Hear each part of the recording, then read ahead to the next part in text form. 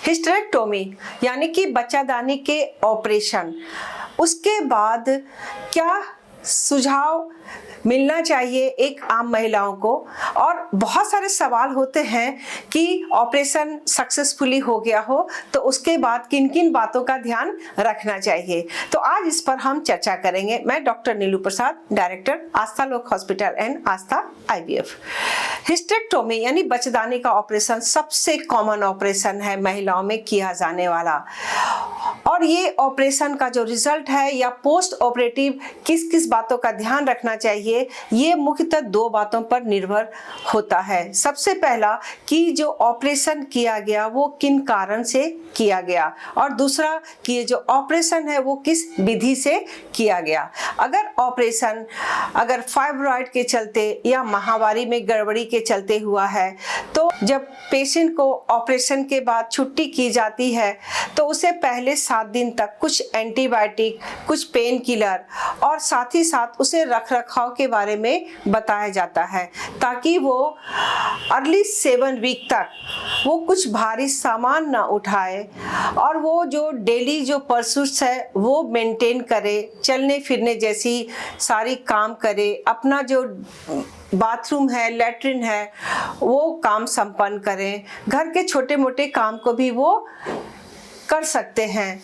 लेकिन अगर भारी सामान उठाना हो, सीढ़ी चढ़ना हो, या फिर और भी कुछ जो है कपड़े खींचने का काम या फिर और कुछ भारी काम, उसे 7 दिन तक करने के लिए मना की जाती है। ये डिपेंड करता है कि सर्जरी किस तरह से हुई है। अगर ओपन सर्जरी हुई है तो ओपन सर्जरी में हमें बिल्कुल ही इस बात का ध्यान रखना पड़ता है, और साथ ही साथ उसमें दर्द की भी संभावना ज़्यादा रहती है।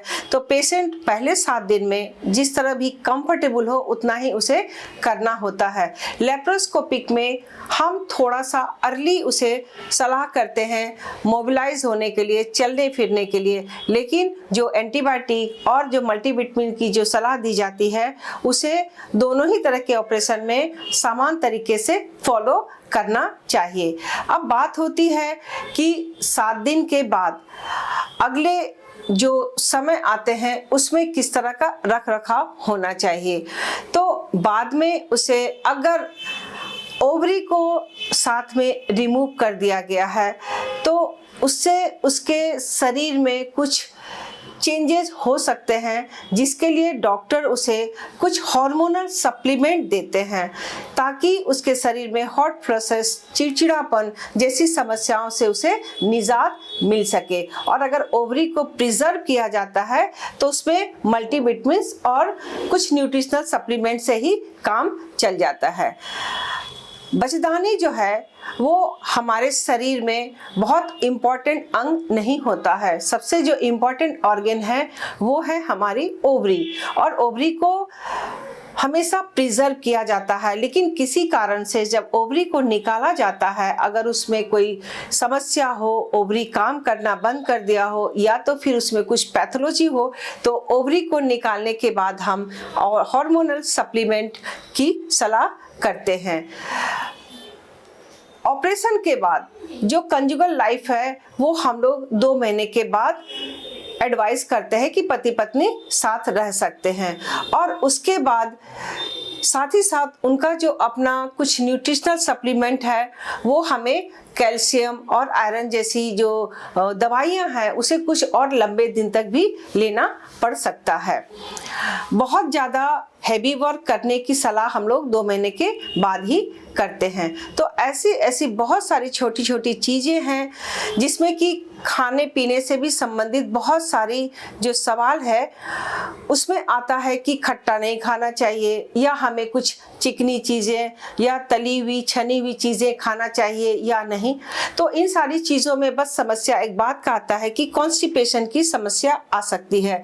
तो इसके लिए उसके डाइट में फाइबर का रिच होना बहुत ही ज़रूरी है, क्योंकि कॉन्स्टिपेशन होने के बाद कभी कभी लैट्रिन के दौरान जो उसे कुछ प्रेशर लगाने पड़ते हैं, उससे भी कभी कभी काफ़ी दर्द होने की संभावना हो सकती है।